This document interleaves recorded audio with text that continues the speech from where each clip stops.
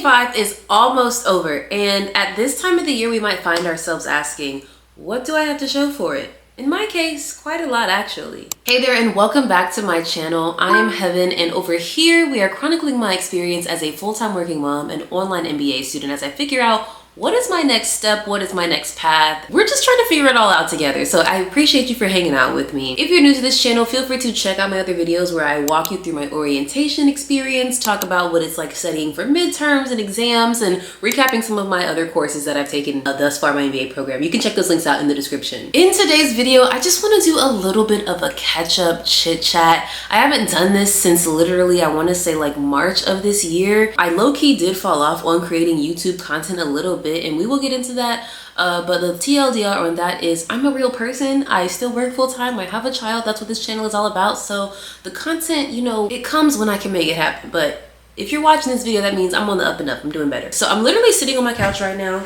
I've got my little cozy fuzzy blanket. I was gonna make some hot chocolate, but I feel like it's like in the high 70s, 80s right now. It was a little bit cooler last week, so that would be pushing it a little bit. So if you have a little bit of coffee or a little bit of hot cocoa, something to warm yourself up, feel free to go ahead and grab that and sit and sip with me. I'm sure it's colder than everywhere else in the world, but for me, I'm just gonna sit here on the couch and talk to y'all. So let's talk about 2025. What happened this year? I started my MBA program in August 2024. So by January 2025, I was already in my third term of the program. And if you want to learn about the courses I took so far this year, I have videos on that already, so please go ahead and check those out. I also uploaded a video at the top of the year between February and March, I want to say, where I talked about how I needed to rebrand my life. And I definitely think I took some strategic steps towards doing that this year, or at least towards figuring out who I want to be, where I want to go, what I want to do. In that video, I talked a little bit about how I have been consuming productivity content, personal finance, you know, financial independence content, and that actually did trickle over a little bit into my reading habits. I ended up reading like 3 personal finance books this year. In that video, I remember talking about how I had watched a video by a YouTuber named Ali Abdal, and he basically said that everyone who had become financially independent who he knew, it didn't happen by accident. They had taken very deliberate strategic steps to get there, and so I had come to the realization that I too need to figure out what my deliberate strategic steps will be. I know that wealth comes through ownership, and oftentimes that looks like entrepreneurship or starting a business. So for a time there, and because I'm also intrigued by the technological advancements in the tech space and things that we see happening, I find it intriguing. So I did take some steps this year toward kind of sorting those things out. I attended Startup Week in Tampa Bay, which was a basically 48-hour crash course into, you know, launching into a startup. That was a really interesting experience for me. And if you're wondering, I do have a video on that as well. But between that and then also attending Emerge Americas in March in Miami, I pretty much have come to the conclusion that I'm probably not going to be the person that starts the first unicorn AI-based billion-dollar business, and that is more than okay. I think the tech space was just something that I always found really intriguing and didn't really know a ton about. And so through those 2 events, and also through listening to podcasts and reading and attending different events in my community, I kind of started to learn more about tech and AI and advancements and where that innovation is going. And I don't think that's a space for me, at least not right now. So I'm not actively pursuing launching or starting or founding some kind of business or innovation or anything of that sort. But I do need something that I can own and call mine and build equity off of, right? And unfortunately, I haven't quite figured out what that is. Right now, I feel like the only thing I know how to do and am mildly good at is making content or doing social media. I do it for my full-time job. I have clients on the side who I do it for. I occasionally get reached out to for various consulting or freelance opportunities. Something literally fell in my lap the other day, wanting me to take an opportunity to do something full-time that was social and digital related. And so the signs and signals that I'm getting from the world and the universe and my community is that I need to lean into this a little bit more. The challenge though for me has been that I don't feel terribly creative when I'm doing it for other people. And so by the time I'm ready to do it for myself, exhibit A, I'm a little bit drained or my creative juice is zapped.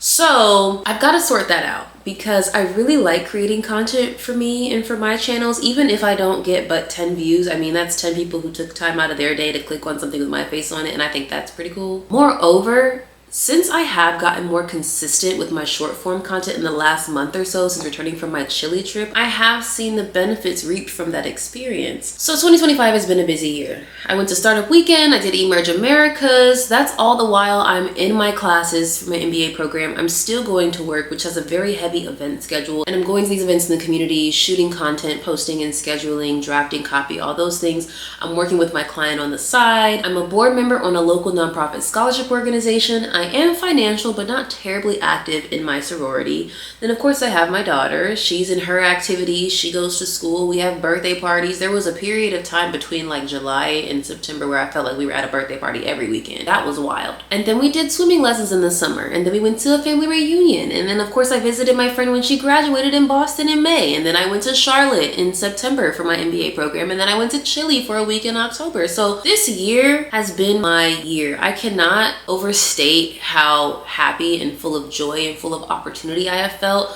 Overwhelming at times, but I had an epiphany recently where I realized the life I'm living now is what I've been asking for, and instead of sitting and resting and enjoying it, I'm over here complaining about how I'm tired and overbooked. So be careful what you ask for, because you might get it. I've definitely gotten it. Since returning from Chile in mid-October, I have essentially been on a break from school.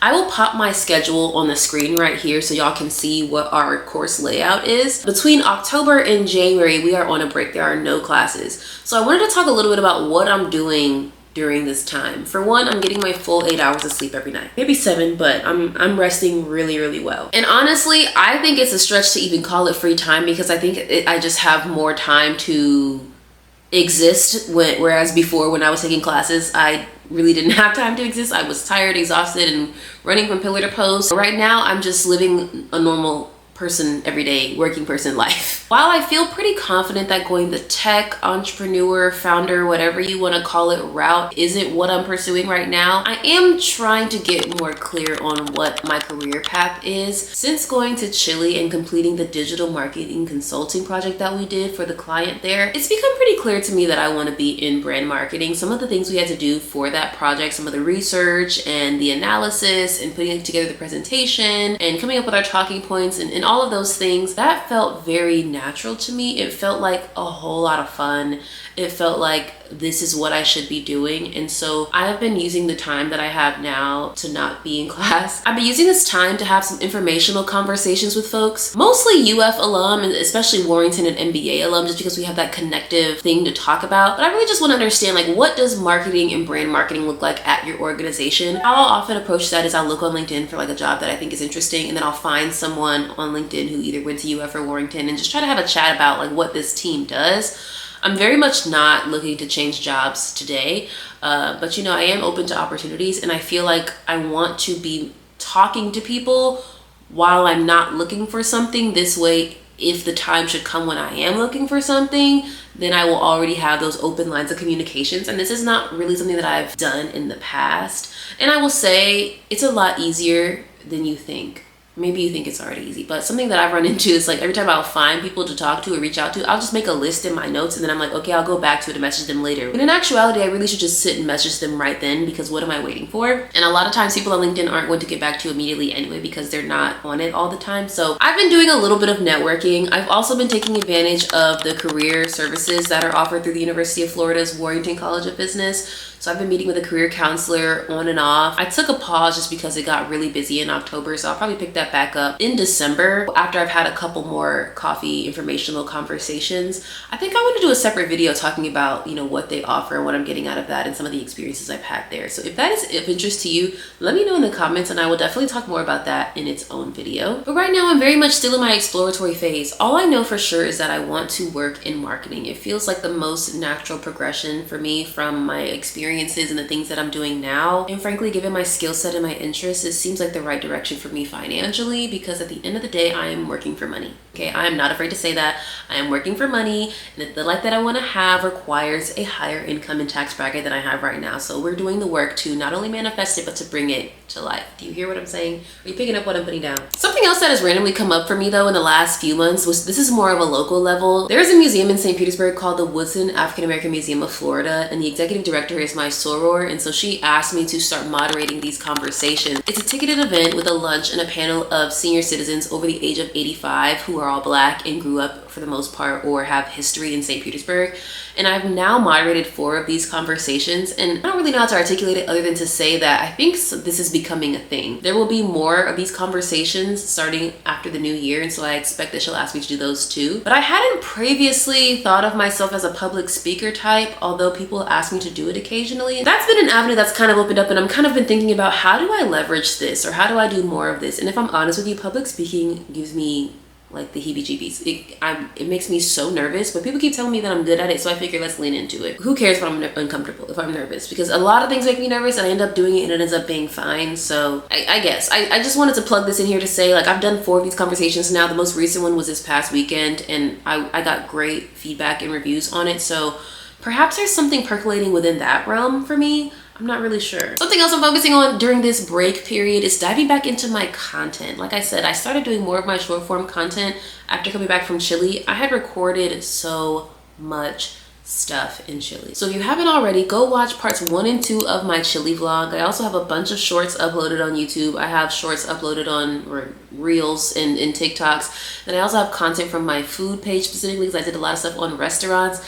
And I kept forgetting, like, because I recorded all of this content, I expected that, like, oh yeah, the through lines will make sense. But there was parts of my vlog where I didn't even talk about like where I ate, where I did a whole vertical restaurant video on it. So I'm kind of just in the space of getting back into what it feels like of being a content creator, having an idea and bringing it from idea to production to completion. That's been a fun exercise for me. I really do love creating content. It feels so natural to me, but the hard part is always like trying to optimize it for these algorithms, and I'm like, maybe I need to just stop focusing on that and just do what feels right. Because while I feel like these videos I'm doing on here and across all my channels aren't getting a ton of reach or a ton of recognition or what have you, I get people reaching out to me asking about my experience or wanting to know more about what it's like being in an MBA program, or I get people texting me, or people will tell my mom things that she will tell me because they saw my content. I had a Zoom call with a guy a few weeks ago who told me that he was considering doing this program, but he had some family stuff he needed to work out and just some personal things. And I was like, wow, the fact that somebody took time out of their day to watch me sit here and talk into a camera and then reach out to me on LinkedIn and then set up a Zoom call, like, that felt pretty magnificent. So I'm gonna keep doing this. I want to, for lack of a better term, take it more seriously and get on a more consistent cadence, more so for my own discipline and routine building and habit building than trying to get big or anything like that. I mean, I've already gotten more out of this than I could have expected. But yeah, I started doing these videos for fun because I wanted to chronicle my experience, have something to look back on, and also to be a resource for people who were interested in UF's online MBA program but didn't see any content about it, because when I did a couple keyword searches, I didn't find anything. So I figured I could be that person for somebody else. But right now, I'm just having fun with it, and I want to figure out a better cadence and figure out a stronger strategy to make this more sustainable for myself and more realistic to continue talking about. The other thing that I'm thinking about is I graduate in April. It's November 19th right now. That's not even wait, hold on, I can't do math. Okay, so that's less than 5 months away, and then I'm done with my MBA. So what am I gonna talk about next? That's the question. I also, like I said, wanna do more of this kind of chit-chatty, just sit down and talk to the camera content, because there's so much that I don't cover in the videos where I plan things out and do my little edits and stuff like that. All right, so what is next for me in my MBA process? First of all, it's November, my birthday's in December, and then there's Christmas, then there's the new year, and then classes resume in January. I have 2 more classes left to take because I already took the Global Trade and Policy course to substitute the International Finance course, thank God. So I have Product Development and Management, which is a 10-week course, and then I have Global Strategic Management, which is a 5-week course, and then that is it. That is it, if you can believe it. And I always think about how before I applied to this program, I thought like, oh my gosh, it's gonna be too hard, it's gonna take so long, and like the 21 months has come and gone practically. Like, I'm practically done. I also plan to do graduation photo shoot. I'm gonna walk for graduation. I would love to have a little gathering or get together of some kind. I want to start thinking about planning that soon, so if I start doing that, I will definitely loop you guys in on the planning process of that, because I want to do it on a budget, but I want it to be nice. Also in the spring semester, I am hopeful to try to attend a few more in-person events or opportunities. So I know they will be doing some summits. Those locations are not announced yet, and they probably won't be announced until maybe like December, January-ish. I would love to do a Gainesville residency. I only live about 2 hours away, so that's pretty easy for me to drive up, and I also have line sisters I can stay with. And then maybe if they do some kind of leadership like conference or something or another. There was like a women's in business one last year, and they ended up giving all the participants Coach umbrellas, and I was like, dang, I should have went to that. If they do things like that, I definitely plan to attend and go to some more of those, but I don't really know the dates or deadlines or timelines on any of those. And then of course with work and with my life, things might come up. So all of that is to say, there is more to come. I just don't exactly know what yet. I appreciate you guys for sticking and hanging around with me and following me on this journey. I really want to make the most of these last few months and giving you as much information and my perspective as I can. So please, if you are interested, if you want to know more, if you're on the fence about this program, if you have questions, do not hesitate to comment on this video or comment on my social media or DM me if you can. This MBA journey is like rapidly coming to a close, and I'm kind of sad about it. But this is what has been going on with me as of late. I just wanted to sit down and check in and talk to you guys and give you a little bit of a, what's going on with me and where do I stand from that earlier this year chit chat about rebranding and all of that. I do think I have made strides, just not in the ways that I expected. Like I had set these really like unrealistic timelines for myself. They're like, oh, you're gonna do a no code app. You're gonna do some kind of website or something. Or girl, no, I don't have time for that. And it also wasn't what I really wanted. It's what I thought sounded good. And I really think what I need to do is just lean into this content thing, lean into the discomfort, lean into not knowing, and get more consistent and challenge myself to really stick with the timelines that I set for myself and to really see where it can go. And if it goes nowhere, fine. But I gotta give myself a good 6 to 9 months of consistency before I can say for sure like this is not working, because I haven't been straight up consistent for that period of time yet. Yeah, that's all I have to say for right now. Thanks for hanging out with me, and I will see you guys in the next one. Bye.